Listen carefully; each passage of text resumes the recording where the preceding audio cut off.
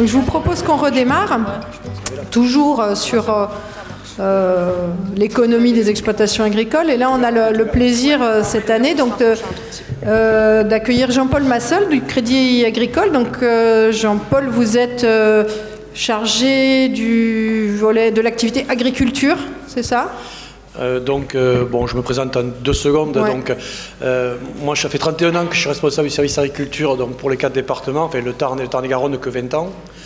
Donc je suis sur le départ puisque je suis à 12 mois de la retraite et les 12 mois qui restent, donc j'ai laissé la place à un successeur, comme ça on peut faire un peu de tuilage et je vais travailler sur la transition agricole. Je vais expliquer pourquoi, parce que dans les banques maintenant, les organismes centraux nous demandent de travailler sur ce volet-là. Donc les 12 mois qui vont arriver avec 2 personnes et en lien bien sûr avec les gens du service agriculture, donc Arnaud Postoumi, qui était précédemment d'ailleurs à la Chambre d'agriculture du Tarn et qui est maintenant responsable de l'antenne 82-46, dont on va travailler ensemble, et toutes les agences par rapport à ce volet-là. Donc mon intervention, vous le verrez, elle est quand même relativement générale, ne soyez pas étonnés, mais c'est pour vous donner un cadre dans lequel va s'insérer dans le cadre s'insèrent les grandes cultures dans des on va dire une approche ou un plan du Crédit Agricole, une problématique globale, d'une entreprise bancaire. Après, je peux répondre à des questions plus précises s'il y en a, mais donc l'idée c'est déjà de donner cet élément, parce que c'est un élément de nouveauté, disons. Les projets et qu'est-ce que la résilience pour le Crédit Agricole. Alors, donc d'abord, l'approche bancaire du Crédit Agricole, puisque c'est le thème que vous m'avez demandé de traiter. Les grandes cultures, dont nous on l'inscrit bien sûr dans une thématique générale, et après on déclinera bien sûr des thématiques propres à chaque production, dont les grandes cultures seront traitées comme les autres productions. On est donc aujourd'hui dans un nouveau cadre qu'on nous demande de travailler, c'est la transition agricole. On est en train de mettre en place une cellule de transition agricole dans la plupart des caisses de Crédit Agricole. Normandie-Pyrénées en fait partie. On essaie donc bien sûr de le faire intelligemment, en lien avec tous les opérateurs d'amont, d'aval, les chambres d'agriculture, les CER, etc. On a commencé à faire des rendez-vous, on va continuer de les faire. Et dans Normandie-Pyrénées, on a mis l'accent sur 3 volets, parce qu'on veut que ce soit équilibré. On ne veut pas être, je dirais, rentrer dans des dogmatismes quels qu'ils soient. On veut vraiment que ce soit équilibré. On a un volet environnemental et une action sur le climat, parce que là, de toute façon, on sait qu'on n'y échappera pas. C'est une demande forte d'ailleurs de la Banque Centrale Européenne, qui est faite à toutes les grandes banques. C'est-à-dire qu'il faut savoir qu'aujourd'hui, la Banque Centrale Européenne, petit à petit, demande des comptes aux banques par rapport à ce volet environnemental. Et par exemple, pour mémoire, les commissaires aux comptes, qui jusqu'à présent ne parlaient quasiment dans nos revues de dossiers que d'éléments financiers, nous demandent maintenant beaucoup d'éléments extra-financiers qui sont liés au volet environnemental, au volet sociétal. Ça, c'est une nouveauté depuis 2-3 ans qui marque bien quand même qu'il y a un infléchissement. Donc, dans le volet environnemental et action pour le climat, je citerai deux thématiques propres à l'agriculture: la réduction des gaz à effet de serre. Le premier gaz, il concerne d'ailleurs plutôt l'élevage, c'est le méthane, mais il n'y a pas que, il y a d'autres gaz à effet de serre qui aussi concernent les grandes cultures, vous le savez. Donc l'idée, c'est que on s'inscrive dans l'objectif de l'UE, c'est en 60% de réduction en 2030 et neutralité carbone en 2050. Donc ça, c'est le cadre européen, c'est pas le nôtre, mais bien sûr la BCE et les grandes banques dont fait partie le Crédit Agricole s'inscrivent dans ce cadre européen. Et l'objectif du Crédit Agricole c'est de s'inscrire totalement dans le cadre qui est donné de l'accord de Paris pour 2050. Voilà, donc ça c'est le cadre général qui est donné pour l'agriculture comme pour d'autres filières, que ce soit les PME, PMI. Il faut savoir là-dessus, d'ailleurs le Crédit Agricole a déjà commencé à travailler sur ce qu'on appelle nous les dossiers corporate, c'est-à-dire les hydrocarbures, le ciment, qui est très impactant en termes de gaz à effet de serre. Et donc pour 2024-2025, on va commencer à travailler sur l'artisanat, le commerce, l'agriculture. Deuxième volet sur lequel on va travailler, c'est la résilience des exploitations, parce qu'on est bien conscient que le premier volet, c'est l'adaptation, C'est l'atténuation, excusez-moi, mais l'atténuation de la ferme NMEP ou de la ferme Occitanie, quand on regarde le monde entier, effectivement, il faut y participer, bien sûr. On n'a pas moralement, on se doit d'y participer. Mais on aura un effet qui sera quand même dilué dans l'ensemble. Il y a l'Inde, il y a le Brésil, il y a la Chine, etc.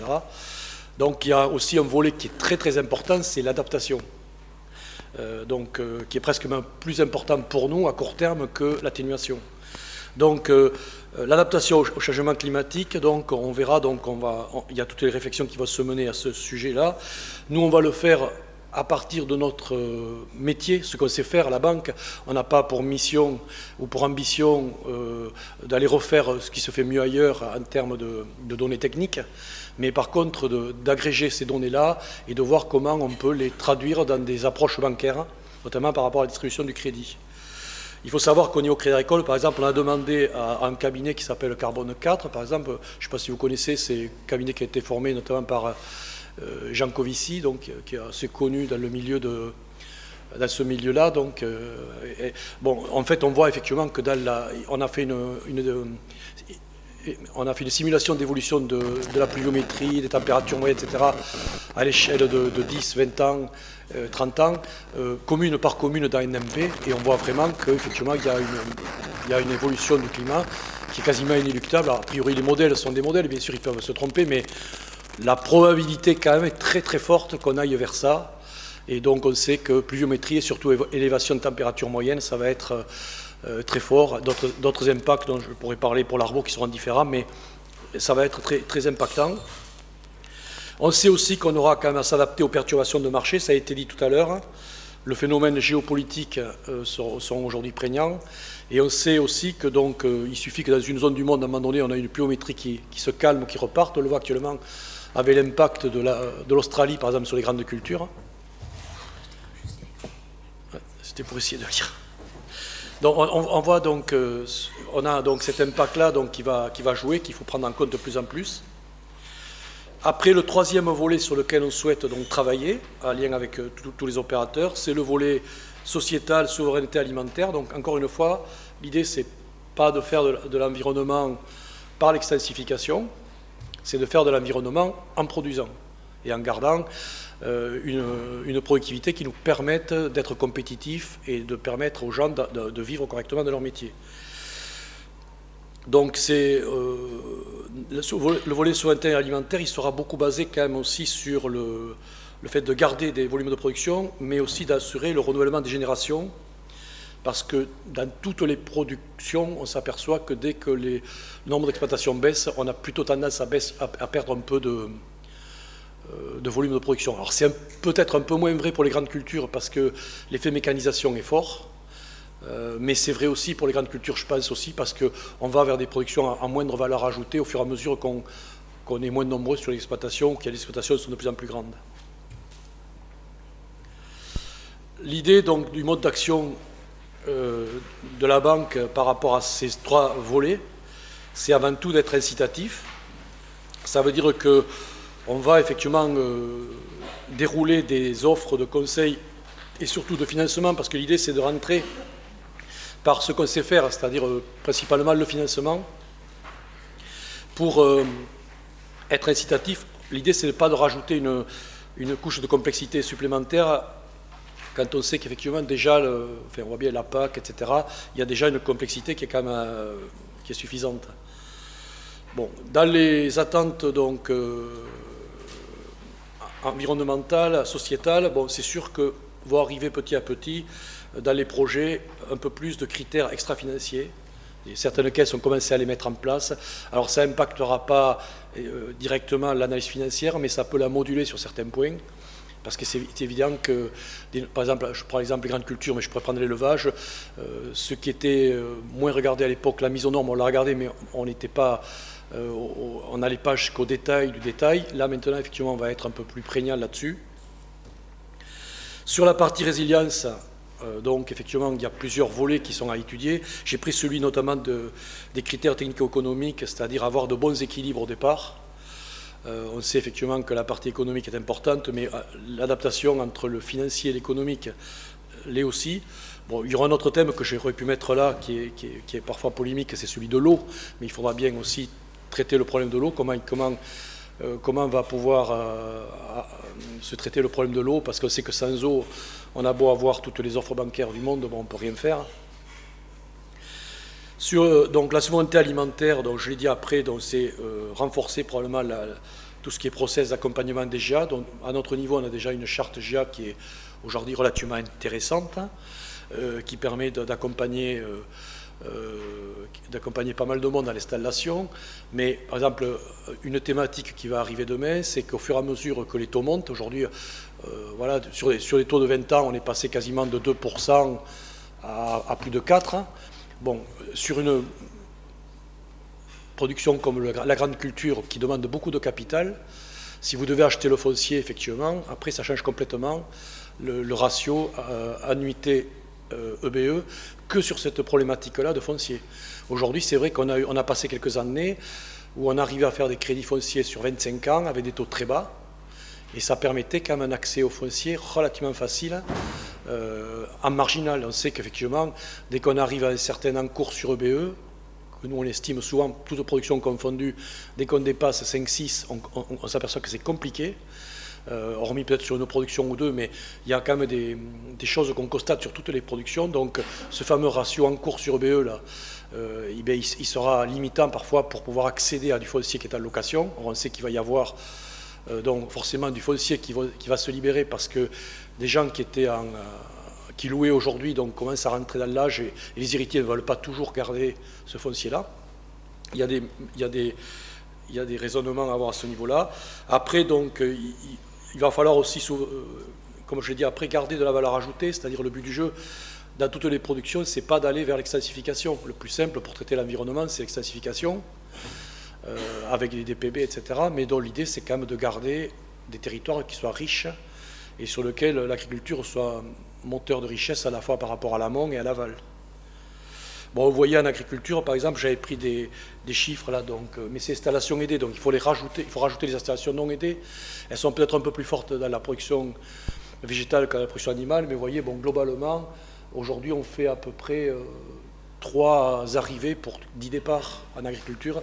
Si on rajoute, à mon avis, la partie non aidée, on doit être plutôt autour de 4,5 sur 10. Et dans le département, par exemple, comme le Tarn-et-Garonne, je pense qu'on est en état 1 sur 3 à peu près. Avec des problématiques différentes avec l'Arbo peut-être, mais quand même. Alors dans les outils sur lesquels on va travailler, c'était dans les offres notamment, c'est travailler sur l'autonomie et la sobriété énergétique. C'est vrai qu'on va développer notamment des diagnostics sur l'empreinte carbone avec des organismes avec qui on va travailler. On va quand même travailler sur la biodiversité, notamment la biodiversité, ça peut être sans porter atteinte au potentiel de production, remettre parfois des haies. Après, la structure des sols, faire attention à la structure des sols qui peut s'être dégradée, et ça on n'en a pas parlé, mais ça concourt quand même beaucoup à la résilience d'une exploitation. Après, donc, au niveau de la résilience elle-même, c'est là vraiment on est au cœur du métier. C'est sûr que on va renforcer probablement nos ratios sur des critères prudentiels, et on voit par exemple que la maîtrise technique et la maîtrise de la mécanisation sont des volets importants en agriculture. C'est aujourd'hui un des points sur lequel on peut jouer de façon directe, sans dégrader bien sûr les performances. Bon, on va être bien sûr aussi prégnant sur la partie structure des bilans, puisqu'on l'a vu après, il y a beaucoup de foncier qui va s'échanger. Mais ce foncier qui s'échange, il s'échange souvent sur la base de prix marginaux. C'est-à-dire que sur une exploitation moyenne, si on achetait l'ensemble du foncier à ce prix-là, on aurait du mal à passer, mais en marginal, ça passe. Le problème, c'est que ça impacte effectivement le marché, et que là, après, il faut regarder quel est l'équilibre d'exploitation, parce que demain, il peut y avoir des retournements de situation. Le premier, ça peut être, si dans 4, 5 ans, 6 ans, peut-être ça peut durer 10 ans, le conflit ukrainien se calmait, ça aurait certainement un impact à court terme parce qu'on va avoir le marché ukrainien et russe qui vont revenir et on va avoir certainement des produits, des pays qui auront augmenté leur volume de production pour profiter effectivement de ces prix-là. Donc il y a toujours à ce moment-là, il y a un mélange d'eau chaude et d'eau froide qui fait que c'est perturbant pour les marchés.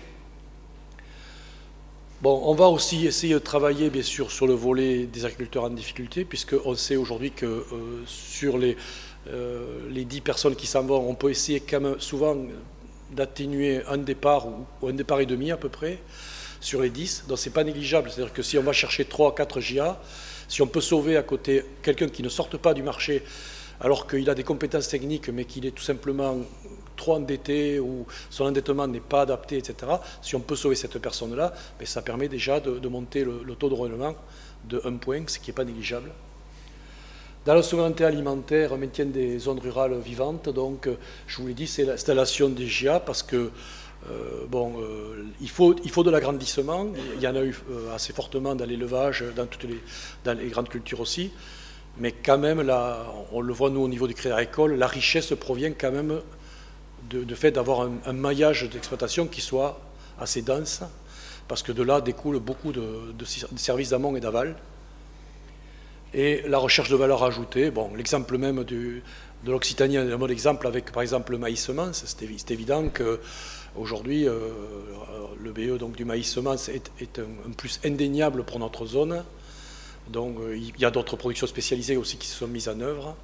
Donc voilà, c'est plus en fait, si vous voulez, ce que je vous ai donné, c'est plus un cadre de travail sur lequel on va travailler et notamment aussi prendre en compte la problématique des taux, parce qu'encore une fois, j'ai pris l'exemple du foncier après. C'est vrai qu'aujourd'hui, si les taux montent, admettons, à 4,5, 5, financer du foncier devient plus compliqué que ce l'était il y a 2 ans en arrière. Voilà, ça c'est très important. Voilà. Après, c'est vrai que dans toutes les biodiversités, etc., je pense qu'il n'y a pas qu'une solution. Enfin, il ne nous semble pas qu'il y ait qu'une solution. Parfois, on va aller vers des exploitations assez grandes. Parfois, on va aller chercher des exploitations qui vont aller chercher de la valeur ajoutée avec du maïs semence, des légumes, etc. Parfois, on va être sur des structures avec des pluriactifs. Ça va être, à mon avis, impactant de même pour maintenir le territoire. Parfois, il faudra remettre un peu d'élevage au niveau des zones de grande culture, parce que parfois, quand on est allé que sur la grande culture, on n'a pas toujours 100 hectares pour faire de la grande culture. Il y en a 70 qui sont très, très performantes et sur lesquelles on peut faire de la grande culture, mais il y en a 30 pour lesquelles ça passe quand les cours sont très hauts, mais quand les cours sont très bas, ça ne passe pas. Or, en plus, si on peut amener de la matière organique, c'est tout bonus pour les sols. Alors, bien sûr, ça demande parfois un peu un changement culturel, mais ce changement, il peut se faire des fois avec l'installation de jeunes. Voilà, aujourd'hui, on en est en fait au stade des réflexions sur beaucoup de points. Ok, merci pour votre intervention. Je pense qu'on peut vous applaudir. Restez. Donc des actions qui, où on voit bien quand même ce que vous avez déjà, l'aide à l'installation, les assurances récoltes, etc. Et puis peut-être des éléments un peu plus en réflexion et prospectif. C'est-à-dire que concrètement, vous allez réfléchir à financer des projets qui favorisent la biodiversité. C'est ça qu'il faut entendre derrière ou...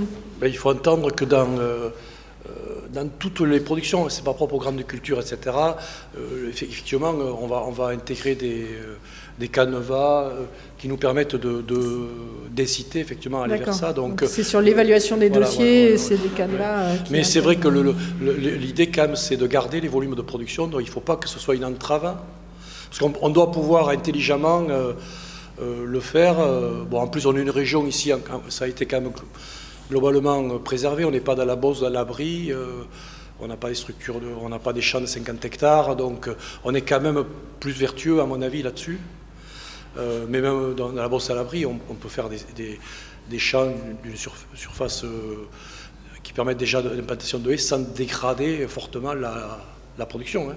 Bon, donc à voir, mais c'est voilà, ça nécessite quand même et de la formation et des compétences, je pense, derrière. Et après, surtout, le point important, quand même, c'est de travailler l'installation GIA. Et notamment, on sait qu'aujourd'hui, on fait le calcul qu'on avait fait à peu près, si on n'a pas à peu près, je parle de toute production confondue, si on n'a pas, aujourd'hui on est à 30% d'hors cadre. Si on n'arrive pas demain à monter à 50% de hors cadre familiaux, et on n'arrivera même pas à renouveler un GIA sur 2. C'est-à-dire qu'aujourd'hui, aller dans les lycées, travailler, aider aux installations hors cadre, etc., ça devient fondamental. Ok. Est-ce qu'il y a des questions? Ça va inciter des questions. Oui, bonjour. Par rapport justement à vos ambitions autour des volets environnementaux et climatiques et des indicateurs qui vous ont réclamés par la BCE, dans quelle mesure vous pensez intégrer justement des pratiques agricoles qui vont dans ce sens? Et je pense notamment à l'agriculture biologique. L'agriculture biologique, elle fait partie effectivement du panel. Bon, c'est un outil parmi plusieurs. Bon, on s'aperçoit aujourd'hui effectivement que donc il faut une très grande technicité pour être performant. Le marché, par contre, on le voit dans certaines filières, le marché il sature un peu. On a du mal parfois donc à trouver plus de débouchés. Jusqu'à présent, on disait que le bio, c'était à peu près dans beaucoup de filières 15%. On peut peut-être monter à 20%. Bon, on sait qu'effectivement, dans l'état actuel, en plus de l'inflation, il n'y a pas la possibilité de développer énormément les marchés, mais c'est un outil, bien sûr, important. Je crois qu'en fait, l'idée, avant tout, c'est on n'a pas... je vais dire ça, c'est un peu bateau ce que je dirais là, mais il n'y a pas qu'une solution. Il y a des solutions qui sont adaptables au cas. Voilà, quelqu'un qui a 200 hectares, qui possède le foncier et qui n'a pas d'endettement dessus, il ne va pas trouver la même solution que quelqu'un qui a 50 hectares et sur lequel son foncier, il y a de l'endettement. Voilà, bon, il ne pourra pas trouver... Mais le bio, effectivement, il fait partie de la panoplie. Oui.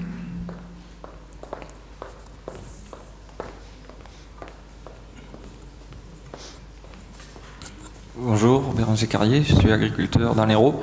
Et moi, ce qui m'inquiète un peu, c'est de voir là dans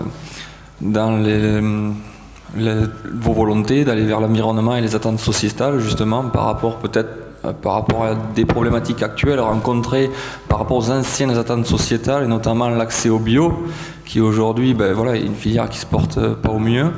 Aller vers de nouvelles attentes sociétales et environnementales sans avoir résolu le problème des précédentes, ça fait un peu peur aussi, quoi. On se dit, on part dans quelque chose qui reste un peu abstrait dans le sens où ce sont des attentes et où il va falloir créer quelque chose sans avoir trouvé de solution pour les précédentes attentes, quoi.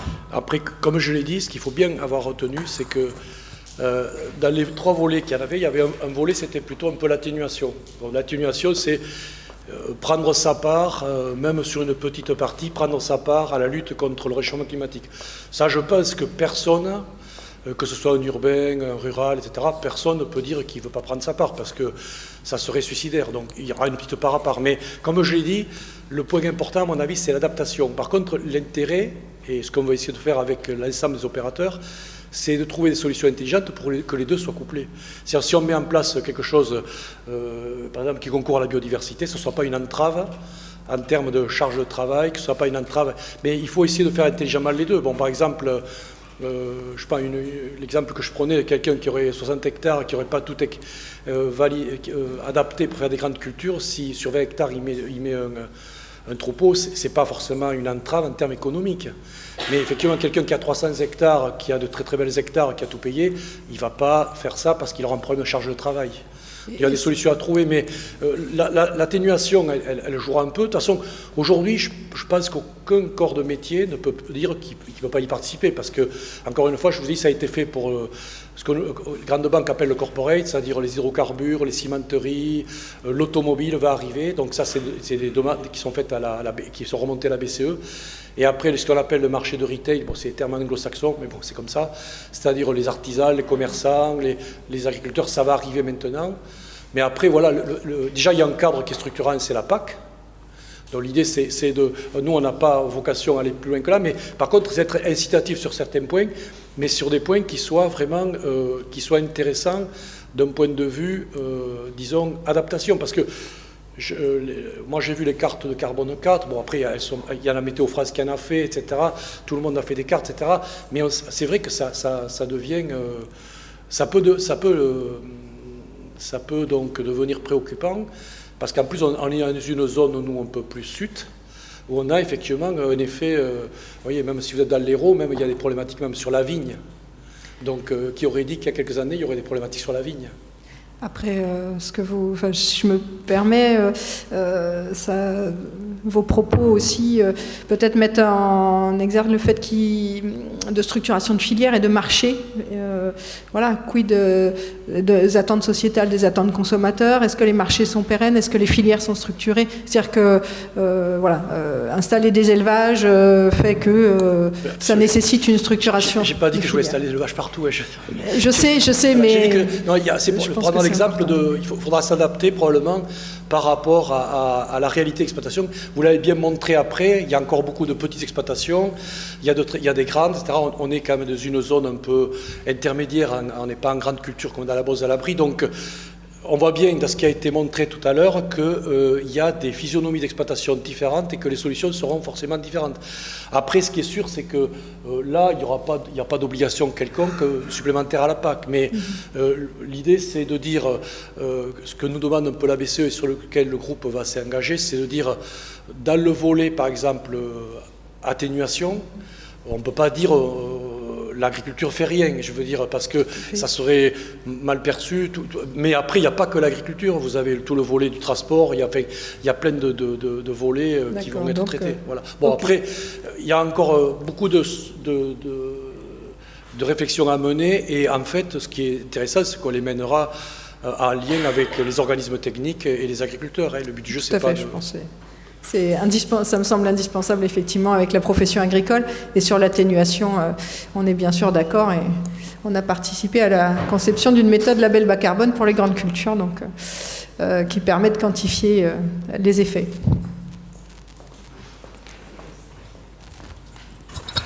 En lien justement avec le label bas carbone, votre deuxième point, c'est réduction de l'empreinte carbone. Aujourd'hui, où en sont les réflexions du Crédit Agricole sur l'achat des crédits carbone aux agriculteurs? Parce que justement, on avance là-dessus. Est-ce qu'il y a des choses qui sont du coup déjà dans les tuyaux? Et est-ce que vous êtes prêts aujourd'hui à financer justement les crédits carbone que nos agriculteurs ont déjà et sont en capacité de vous vendre? Là-dessus, donc, il y a actuellement des travaux en cours. Alors moi, personnellement, je n'ai pas encore engagé ce débat-là, mais au niveau du groupe central, oui, il y a des travaux qui sont en cours par rapport à des filières.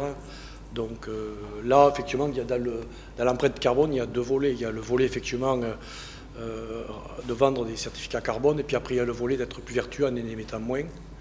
Donc, probablement qu'en fonction des structures d'exploitation, l'une va aller plutôt vers l'un et l'autre vers l'autre. Mais oui, on est dans tous les... Mais de toute façon, aujourd'hui, en fait, il y a, pour beaucoup de domaines encore, c'est une page blanche, comme je vous l'ai dit, parce que c'est quelque chose qu'on n'a pas encore engagé pour le marché retail et qui va démarrer en 2024. En 2023, c'est déjà une année de transition. Mais ce qui est intéressant de dire, c'est que voilà, le monde agricole, avec toutes les démarches, je suis conscient qu'il y a des démarches qui ont été faites par différentes filières sur le carbone, etc. Tout ça sera intéressant à intégrer. Mais ce que je veux dire, c'est que la nouveauté un petit peu, c'est qu'on va rentrer dans ces logiques-là et qu'on se fait quand même du souci par rapport au changement climatique. Ok, merci. Allez, une dernière question, si jamais. Allez, dernière question. Je me questionne sur un sujet quand même délicat, là, c'est par rapport au foncier. Vous avez parlé d'un phénomène qui m'a un petit peu questionné sur le fait qu'il y avait des héritiers qui allaient se retrouver avec des propriétaires de terres qui sont actuellement en fermage, lesquels vont se retrouver mises sur le marché à des prix...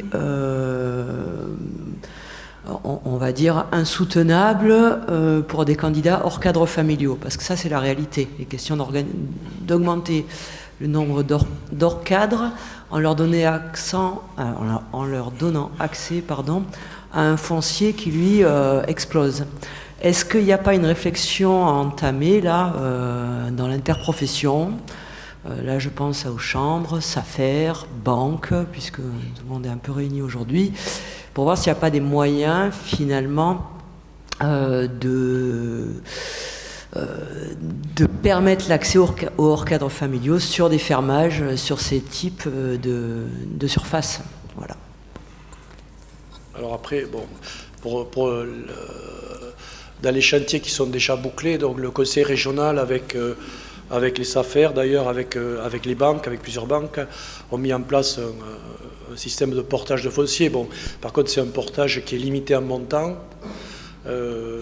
C'est évident que après, je pense que dans la population de hors cadre qui ira vers des grandes cultures, ça ne sera pas forcément au départ sur des grandes cultures traditionnelles, ça sera sur des cultures à forte valeur ajoutée avec des surfaces qui ne seront pas forcément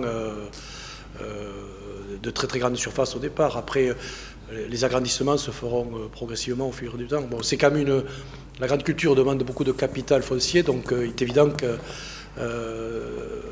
le profil de hors cadre devra s'insérer peut-être dans quelques niches au départ. En fait, voilà. Bon. Après, qu'il y ait des réflexions plus larges, peut-être. Il y a déjà un chantier qui a été bouclé avec le conseil régional et donc la SAFER et certaines banques, les chambres d'agriculture y sont aussi dedans.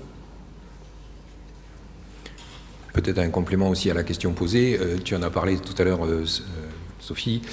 Il y a actuellement, donc, suite aux travaux d'état des lieux de la filière grande culture qui a été réalisée et qu'a présenté Sabine, une étude prospective justement sur cette filière et parmi voilà, un certain nombre de limites, de freins actuels ont été identifiés, dont celui-là.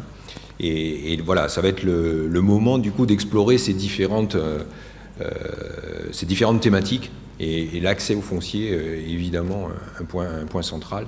Donc on pourra vous restituer peut-être ces travaux dans une prochaine journée.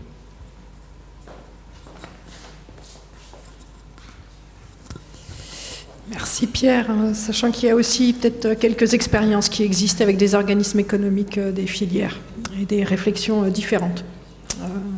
Merci beaucoup Jean-Paul Massol.